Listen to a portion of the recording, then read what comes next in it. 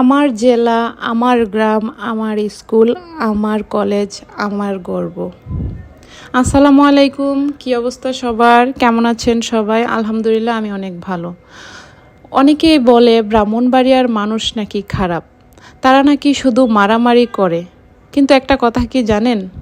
যে জিনিসের সুনাম বেশি সে জিনিসের বদনামও বেশি হয়। কয়েকটা বিচ্ছিন্ন ঘটনা দিয়ে কখনো একটি জেলার লাখো মানুষের পরিচয় বিচার করা যায় না। ব্রাহ্মণবাড়িয়া শুধু কিছু ঘটনার নাম নয়, এটি ইতিহাস, সংস্কৃতি, শিক্ষা, প্রতিভা আর অসংখ্য ভালো মানুষের জেলা।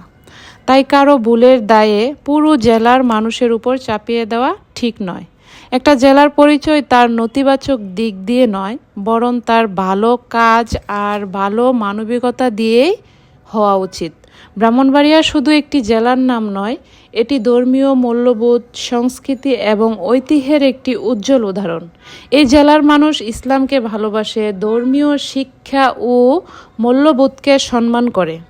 গ্রামের পর গ্রামে রয়েছে মসজিদ, মাদ্রাসা এবং দ্বীনি শিক্ষার পরিবেশ। ইসলামের প্রতি ভালোবাসা ও শ্রদ্ধার কারণে ব্রাহ্মণবাড়িয়ার মানুষ সবসময় তাদের ধর্মীয় বিশ্বাসকে গুরুত্ব দিয়ে আসছে। তাই যখনই কেউ ইসলামের বিরুদ্ধে কোনো বক্তব্য বা কর্মকাণ্ড করেছে, সাধারণ মানুষ শান্তিপূর্ণভাবে তার প্রতিবাদ জানিয়েছে এবং নিজেদের অবস্থান স্পষ্ট করেছে। তবে ব্রাহ্মণবাড়িয়ার মানুষের পরিচয় শুধু প্রতিবাদে নয়, বরং ধর্মীয় চর্চা, মানবতা, অতিথি আপ্যায়নে।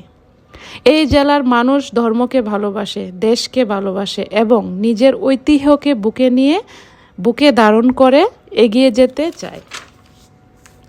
তো যারা আমাদের ব্রাহ্মণবাড়িয়া নিয়ে এত কথা বলেন, এত টল করেন, তাদেরকে বলছি, ভালো মন্দ সব জায়গায় আছে, সব জেলায় আছে, শুধুমাত্র ব্রাহ্মণবাড়িয়ার দোষ।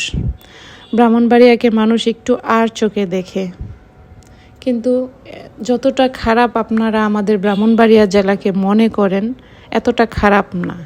আপনাদের সবার দাওয়াত রইল, যাদের ব্রাহ্মণবাড়িয়া নিয়ে অনেক নেগেটিভিটি আছে, তাদেরকে বলছি আপনারা অবশ্যই আমাদের ব্রাহ্মণবাড়িয়া জেলা কসবা এসে ঘুরে যাবেন, দেখে যাবেন আর মানুষের সাথে একটু মিশবেন। দেখবেন যে আসলে ব্রাহ্মণবাড়িয়ার মানুষ খুবই ভালো মানুষ। সবাই ভালো থাকবেন। আসসালামু আলাইকুম।